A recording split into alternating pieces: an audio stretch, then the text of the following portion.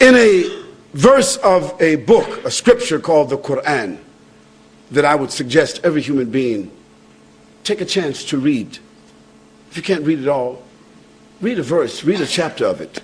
I mean, why not? You watch TV, you got 100, and if you got cable, you got 700 something channels, including those adult channels. If you got a computer, you're surfing the web. But then go to Google or Giggle, whatever search engine you got, and just put in the word Quran. Quran. Yeah, Quran. Just put it in there. I dare you. I'm not telling you to put it in there because of religious purposes. Just put the word Quran in there and see how many hits that you get down there. See how many. And then just click one and just listen. Listen to the Quran. If it's in Arabic, you won't understand it, but just listen to it. And then ask for a translation, and then read it. Well, in one of the chapters of the Quran, this is a book of 6,626 verses, 114 chapters, that was revealed to a man called Muhammad, the son of Abdullah, who himself claimed to be a prophet of God, like Jesus, like Moses, like Abraham, like David, like Solomon. He claimed to be a prophet.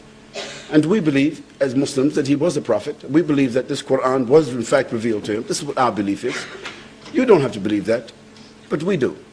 In this book, among other things that I'm going to tell you about this book, there's a verse that says, أعوذ بالله من الشيطان الرجيم بسم الله الرحمن الرحيم تبارك الذي بيده الملك وهو على كل شيء قدير الذي خلق الموت والحياة ليبلوكم أيكم أحسن عملا.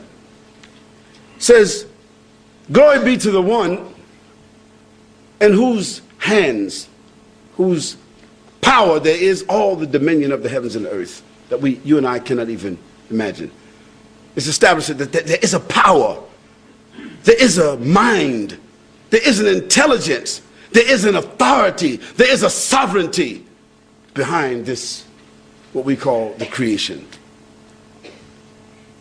وَهُوَ عَلَى كُلِّ شَيْءٍ قَدِيرٌ. And that power and that sovereignty has all absolute power. Not humans, not governments, individuals or collectively, past, present, future, nothing. We're just sophisticated sperm drops. That's all we are. Sophisticated. But that's where we started out. And in the end, dust to dust, ashes to ashes, that's all we'll be. وَهُوَ عَلَى كُلِّ شَيْءٍ قَدِيرٌ الَّذِي خَلَقَ الْمَوْتَ. It is that authority, that power, it is that mind, that intelligence that has created the heavens and the earth and everything in it, and created death for the humans before giving them life. Think about that. Death was conferred upon us before we were even given life. It was already there, inescapable. When you came into life, you carried with you the imprint on your DNA. You gotta die. That's a ticket that comes with the package. Life, death. But in this particular verse, we usually as humans say life, death, because we're living looking at death, even though we ignore it. But in this verse, it switches it, because the one who has given the life says, death, we give you as a gift life. الذي خلق الموت والحياة ليبلوكم أيكم أحسن عملا. In order to see which one of you will be the best in their behavior and in their conduct or their responses. Now that verse gives us the premise of our discussion. That the purpose of life, this small little like that, that's all it is. We think of it as days, weeks, months, years. We call some of us, what do they call a person who's 100 years old, we call them? A centenarian or something, what's that terminology? Somebody who's 80 years old, we give them different names, but it's just like that. And if you're 60 today, or in my case, 59 in 3 days. Maybe I shouldn't have said that, huh? See, think back. Think back when you were 15 years old, 12 years old, when you were just playing around in the schoolyard at home, doing this and that. You had no problems, and you're thinking about life and all the things you want to do and what you want to be and what you're going to achieve, and your brothers and your sisters and your mother and your father and your house, and no responsibilities, no rent, no bills, no nothing. Think about it. When was it? It was just yesterday. For me, it was just yesterday.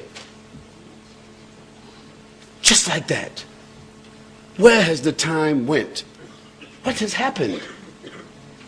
And now, today, everyone will agree. It seems like the sun rises and sets, and the day is just going like this. You can't even say, what happened? What's today? I said, today is Tuesday. I said, Tuesday, brother, this is Thursday. I said, what happened? It's time. Because time is nothing but a capsule. Time is nothing but a drop of water on the windowsill, and the sun comes and it's gone. That's time. And that's what you and I have been given. We've been given time. And what you're going to do with this here time? No one, no group has come into being on their own. Is anybody here, whatever philosophy that you have, who can say that, well, I came into being on my own? No, you didn't come into being on your own. You didn't decide to come here. You didn't decide to even be here in this life. You were brought into life. You were conceived by your mother. And if some of you think that you were born by some type of immaculate conception, or even you came through some hallway or something, and even test tube babies, even those babies that are born when people are those mommy families, you know what I'm talking about. The daddy families who are buying the sperm off the internet and, you know, to have their own nuclear family. Still, they come into life not by their own determination. I say to you, that if we think about the heavens and the earth, let's think about it for a moment. Let's go macro, and then we go micro. Let's go macro for a moment. Let's go out. The earth is the third planet among, they said, 9 planets. I think they just discovered another planet. In our solar system, the earth is the third planet from the sun. And how many miles are we from the sun? Is it 93 million miles or something like that? And the earth is the only planet that has the ecosystems to sustain life. It's the only one.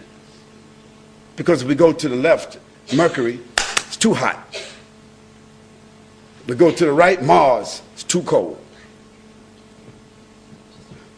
The earth has the only ecosystems that support what we call life. And if there is other human beings or other higher forms of life on some other planets, only Steven Spielberg knows about it. Or that station that comes on, what's that program that comes on with that, about the aliens?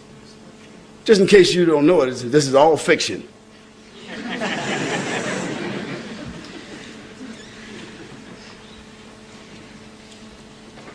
And our solar system has a sun, which is a star. And our solar system is dependent upon the energy of that star. It's called the sun.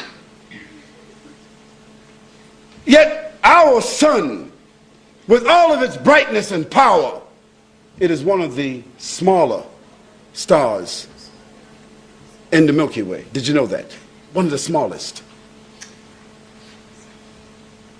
One of the smaller stars in the Milky Way. And the Milky Way itself has 56 billion stars like our sun. And the Milky Way, as a galaxy, is only one of the smaller galaxies in a nebula. Can you imagine this?